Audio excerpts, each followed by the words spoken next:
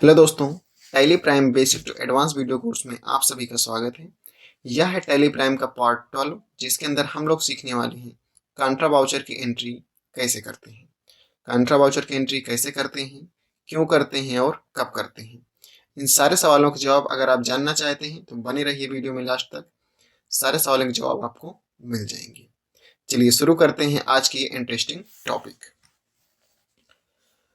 We can do all the transaction related entries with cash deposit, cash withdrawal and cash transfer from one bank to another bank। अगर हम लोग इसे हिंदी में जानें तो contra voucher के अंदर ऐसी सभी एंट्री की हम लोग एंट्रीज कर सकते हैं जब आप कैश बैंक में जमा कर रहे हों, जब आप बैंक से कैश निकाल रहे हों या जब आप एक बैंक से दूसरे बैंक में कैश को ट्रांसफर कर रहे हैं। ऐसी सभी एंट्रीज को हम लोग कांट्रा वाउचर के अंदर चढ़ाते हैं। जैसे कि हमारे पास एग्जाम्पल है cash deposit into bank of Baroda rupees 13,000। अब इसमें कौन कौन से अकाउंट प्रभावित हो रहे हैं? पहला कैश, दूसरा बैंक ऑफ बड़ौदा, यानी कैश बैंक ऑफ बड़ौदा। यानी कैश हमारे बिजनेस से जा रहा है और पाने वाला कौन है? Bank of Baroda. तो इसकी जनरल एंट्री क्या बनेगी आपके सवाल में? Bank of Baroda account DR to cash account CR, क्योंकि यहाँ पे बैंक पाने वाला है और कैश हमारे बिजनेस से जा रहा है तो इसकी एंट्री कुछ इस प्रकार बनेगी। आइए देखते हैं इसको हम लोग टैली में कैसे एंट्री करेंगे। तो आपके सामने रमेश प्राइवेट लिमिटेड कंपनी खुली है जो कि हमने पिछले वीडियो में यूज किया था रिसिप्ट वाउचर के दौरान। अगर आपने अभी तक रिसिप्ट वाउचर की एंट्री नहीं सीखी है तो प्लेलिस्ट में जाकर के उसको देख लीजिए, उसके बाद इस वीडियो को देखिए। चलते हैं अपने वाउचर में।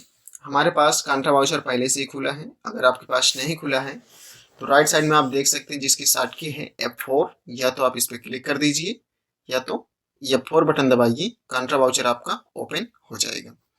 उसके बाद है यहाँ पे CR और DR रहा है, DR आएगा। शायद आप में ये चीज ना आए तो इसको हम लोग कैसे लाते हैं ये पहले जान लीजिए। इसके लिए आपको करना होगा चेंज मोड, यानी Ctrl+H। अभी हम लोग डबल एंट्री मोड पे एंट्री करने वाले थे तो शायद आपका सिंगल एंट्री हो तो कुछ इस प्रकार से दिखता है। तो आप ऐसे भी कर सकते हैं एंट्री और मल्टी मोड भी कर सकते हैं। तो नेक्स्ट पार्ट में हम लोग सीखेंगे सिंगल एंट्री में कैसे करते हैं, एक सवाल हम उस पर भी दिखाएंगे आपको। फिलहाल हम लोग करेंगे डबल एंट्री मोड पे सिस्टम। अब यहाँ पे आ गया है CR और DR और यहाँ से लिस्ट ऑफ लेजर। तो CR में हमारा क्या था, यानी क्रेडिट साइड में हमारा कैश था, रुपीज है 13,000। उसके बाद DR में आप लेंगे बैंक ऑफ बड़ौदा, क्योंकि बैंक में ये जमा हो रहा है। उसके बाद यहाँ पे एक फॉर्म आपके सामने आ गया बैंक ऑफ बड़ौदा का, यानी कितने की नोट, कितने पीस आपके पास है वो यहाँ पे मेंशन करना है। तो हम मान लेते हैं हमारे पास 500 की 26 नोट है, जिससे हमारा 13,000 कंप्लीट हो रहा है। और यहाँ से नरेशन आपको डाल देना है, being cash deposited into bank rupees 13,000 और इसकी एंट्री हम लोग सेव करेंगे। देखते हैं हमारा अगला सवाल क्या है। अगला हमारा सवाल है cash withdrawal from the bank of Baroda rupees 5,000। अभी हमने क्या किया था, कैश को जमा किया था। अब इस क्वेश्चन में हमारा कैश निकाला जा रहा है तो हमारे बिजनेस में क्या आ रहा है, कैश। तो वो हो जाएगा डेबिट साइड में, देने वाला बैंक ऑफ बड़ौदा है तो वो हो जाएगा क्रेडिट साइड में, यानी cash account DR to bank account CR। इसकी एंट्री हम लोग कैसे करेंगे? तो अब CR में क्या हो गया है, बैंक ऑफ बड़ौदा रुपीज, कितना रुपीज देख लेते हैं 5,000। ओके 5,000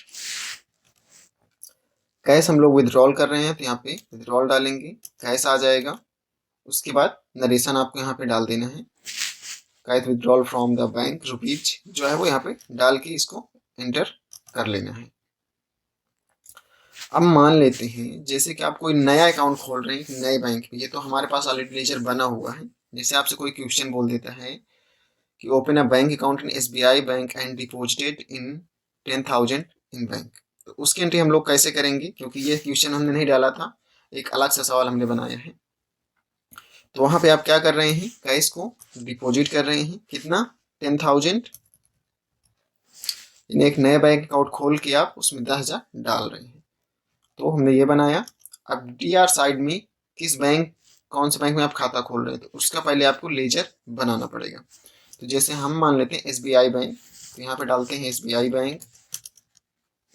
लेजर आपका बैंक अकाउंट में आ जाएगा, बाकी डिटेल्स आपको डाल देनी है जो है, और यहाँ पे आगे बढ़ेंगे।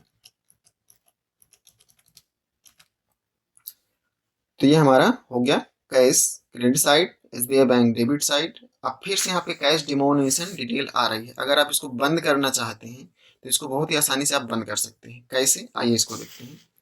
बैक स्पेस दबाएंगे और यहीं पास कॉन्फ़िगर यानी कि F12 वाला बटन आपको प्रेस कर देना है। तो यहाँ पे थोड़ा नीचे साइड आएंगे तो एक ऑप्शन आपको मिलेगा प्रोवाइड कैश डिनोमिनेशन डिटेल्स। इस ऑप्शन को आपको करना है नो, कर देना Ctrl+A यानी कि सेव। उसके बाद जब आप जाएंगे तो कैश डिनोमिनेशन डिटेल आपके पास नहीं मांगेगा। अगर आप देना चाहते हैं तो उसको चालू रख सकते हैं, नहीं देना चाहते हैं तो कोई बात नहीं। अब यहाँ पे क्या लिखेंगे, open a bank account and deposited 10,000। Donation डालने के बाद इसको हम लोग करेंगे एक्सेप्ट। देखते हैं हमारा अगला सवाल क्या है। 2-3 सवाल हमारे पास हो चुके हैं। अगला सवाल है fund transfer from BOB bank to bank of India. ठीक है, तो यहाँ पे इसकी एंट्री क्या बन रही है हम लोगों की, bank BOB bank account DR to bank account CR।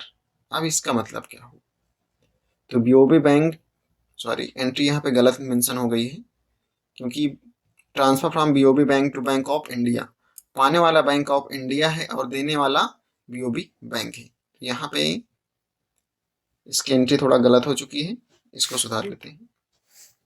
तो ध्यान रखिएगा यहाँ पास बैंक ऑफ इंडिया होगा DR साइड में एंड BOB बैंक CR में होगा। ठीक है, इसकी एंट्री थोड़ा सही कर लीजिएगा क्योंकि ये मिस्टेक हो गई है। आइए इसकी एंट्री हम लोग टैली में कैसे करेंगे वो देखते हैं। तो बैंक ऑफ बड़ौदा से कैश ट्रांसफर किया जा रहा है बैंक ऑफ इंडिया में। तो क्रेडिट साइड में हमारा बैंक ऑफ बड़ौदा होगा। रुपीज कितना था,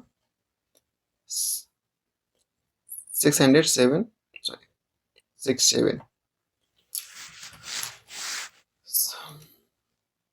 एंड बैंक ऑफ इंडिया। अब इसका लेजर भी हमारे पास नहीं है, तो सबसे पहले हम लोग लेजर क्रिएट करेंगे। बैंक ऑफ इंडिया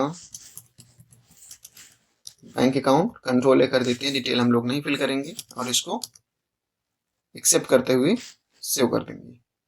कुछ इस प्रकार से हम लोग इसकी एंट्री कर सकते हैं। अब हमारे पास लास्ट एंट्री है cash transfer to petty cash ₹3,000। अब ये पेटी कैश क्या होता है इसको पहले समझ लेते हैं।